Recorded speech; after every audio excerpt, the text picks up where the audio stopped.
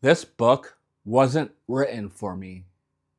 And I'm so glad I went against my instinct and I read it anyways because this one book taught me more about being a man than I expected.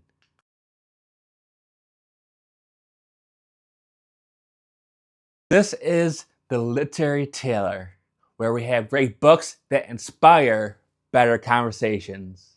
And today, it's A Court of Thorns and Roses. Books that men usually don't read are the ones that say the most about us. When I picked up this book, I wasn't expecting anything because a guy reading a romance novel just isn't common.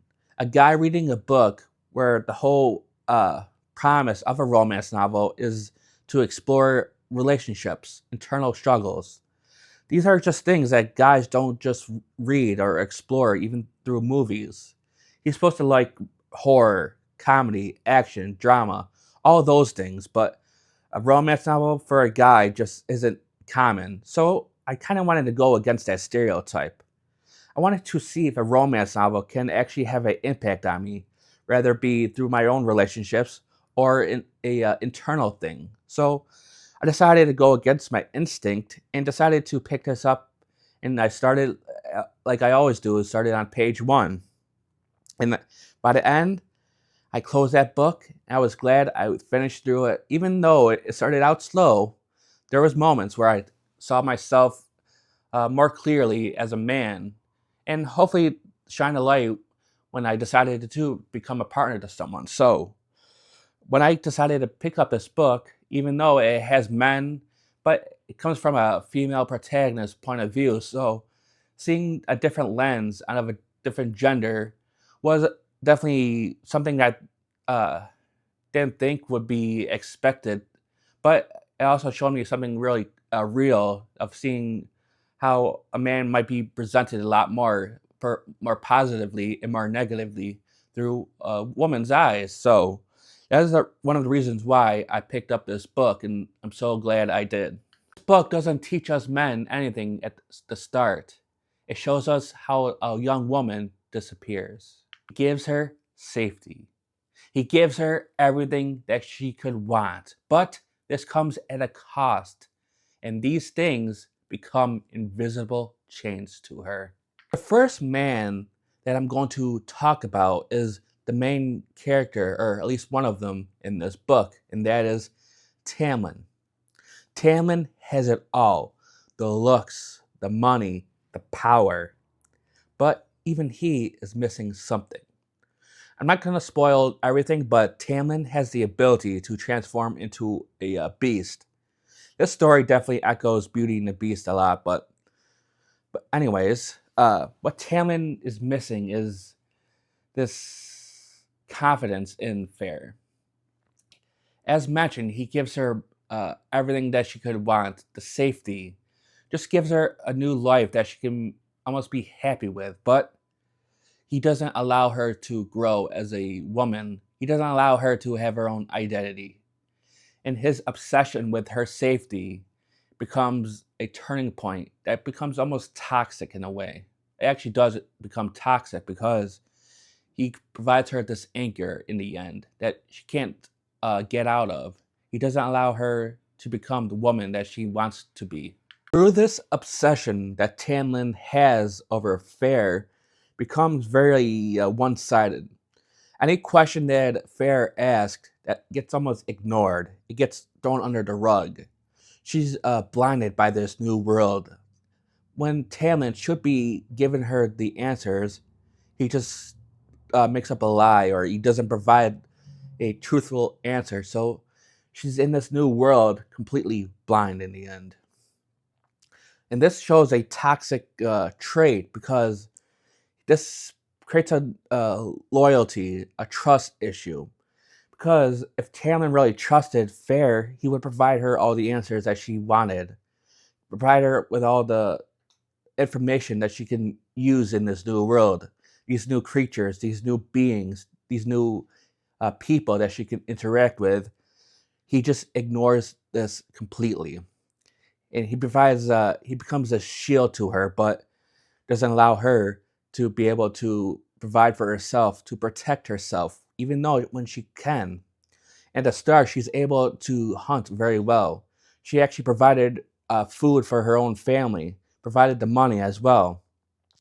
So having Fair all of a sudden be taken out of this role that she was with her family and placed in a different role. She's no longer the provider. She's no longer the protector. She's given this role that she's not used to. And Tamlin, Tams for short, uh,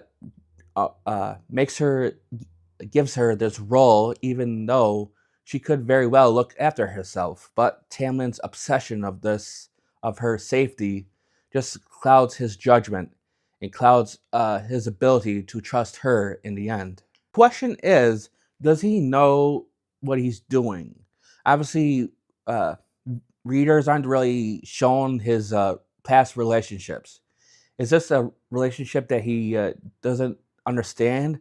Is this just being in a relationship just something new to him? That's what I go with. I think he loves this woman so much, he just doesn't know how to uh, handle it in his own way. He doesn't know how to treat this as a two-sided relationship instead of one. Even his friends can almost tell this relationship can become toxic. Because they know Tamlin's obsession, this overpowering obsession that he has over her, can become a turning point, become something that can take away this relationship. Does Tamlin know he's treating Fair almost in this way? I think so, because we don't really see his past relationships. We don't see any romantic relationships that he has. The closest one was when he told Fair to hide in a tower until a festival was over, because this is where he becomes a beast in looking for a mate. Fair doesn't uh, follow this warning, if you will. He decides to go to this festival where she also meets another man that we'll talk about later. But this goes against what I said earlier, where Tamlin doesn't provide her the information that she needs. He doesn't provide her anything of this new world that she has to adapt to. So she gets herself in. Well, Tamlin's advice and warning, she becomes at danger at this party, where she can actually get hurt or even killed at this party if she wasn't careful. So this lack of information that Fair is given just shows us as readers that how this relationship can really turn sour, because uh, she's going there completely blind, and when Tamlin should be more upfront, more uh, able to answer her questions without hesitation. Tamlin doesn't think what he is doing is wrong, and that's the most important thing about him.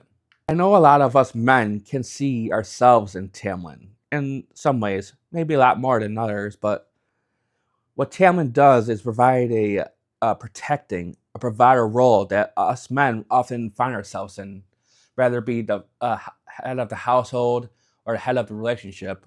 We want to be the ones to provide, to protect our partner or spouse. But we also know we also need to allow her to have her own voice, to have her own identity. And this is what Tamlin lacks. And this is why this book is very important for us men to read, because it shows us how this protective role can also turn on our own ways. It turns us to someone that they know we want to be.